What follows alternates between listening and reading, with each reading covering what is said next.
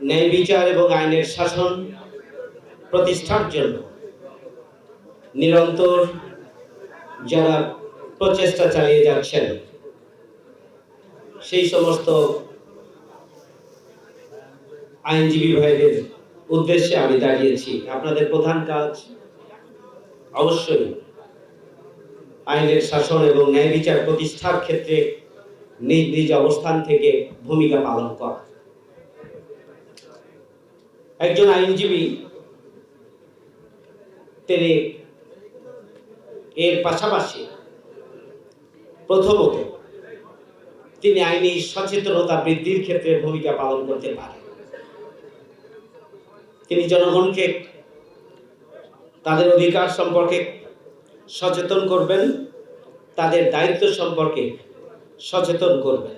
একজন আইনজীবী মানবাধিকার লঙ্ঘনের বিষয়গুলোকে তিনি নিজ উদ্যোগে প্রটেস্ট করার জন্য তিনি আইনি পদক্ষেপ গ্রহণ করবেন এবং তিনি সহযোগিতা করবেন।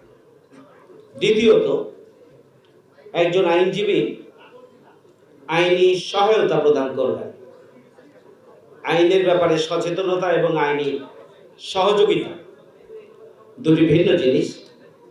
অসহায় এবং দরিদ্র মানুষের জন্য বিনামূল্যে আইনি সহায়তা প্রদান করার ক্ষেত্রে আপনি অবদান রাখতে পারেন।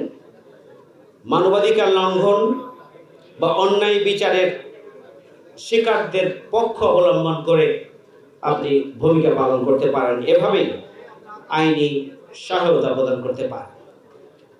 3 নম্বর, একজন আইনজীবী বিচার বিভাগের স্বচ্ছতা এবং জবাবদিহিতা নিশ্চিত করার ক্ষেত্রে তিনি নিজ অবস্থান থেকে ভূমিকা পালন করতে পারেন।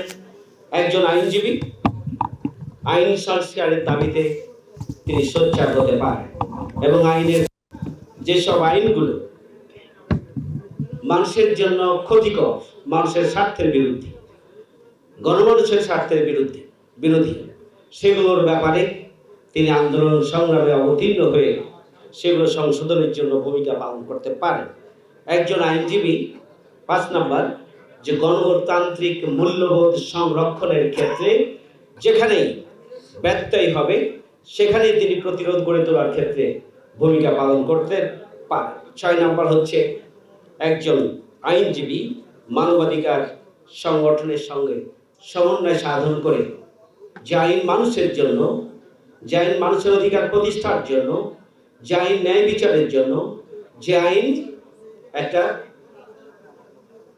বসবাসযোগ্য পৃথিবীকে গড়ে তোলার জন্য, বসবাসযোগ্য বাংলাদেশ গড়ে তোলার জন্য, সে আইনের যথাযথ প্রয়োগের ব্যত্যয় যেখানে হবে এবং যেখানে বিশৃঙ্খলা বা আনইথিক্যাল কোনো কিছু লক্ষ্য করা যাবে যার মধ্য দিয়ে মানবাধিকার লঙ্ঘন হবে, সেক্ষেত্রেও আইনজীবীগণ ভূমিকা পালন করতে পারেন। রমজান মাস তাকওয়া অর্জনের মাস। আল্লাহর ভয় যার মধ্যে থাকবে, একজন আইনজীবী যদি আল্লাহর ভয়কে নিজের মধ্যে ধারণ করে তিনি তার আইনি কার্যক্রম পরিচালনা করেন, তিনি আইনের পক্ষে লড়াই করেন, অন্যায়ের বিরুদ্ধে প্রতিবাদ শুধু নয়, তিনি আইনি লড়াইয়ের যাবতীয় কার্যক্রমে যদি তিনি আল্লাহর ভয়কে ধারণ করেন, একটা ইথিক্যাল প্র্যাকটিসের আওতায় নিজেকে নিয়ে আসতে পারেন, তাহলে যে উদ্দেশ্যকে সামনে রেখে আপনাদের অভিযাত্রা, সেই উদ্দেশ্য 100% সফল হতে পারে।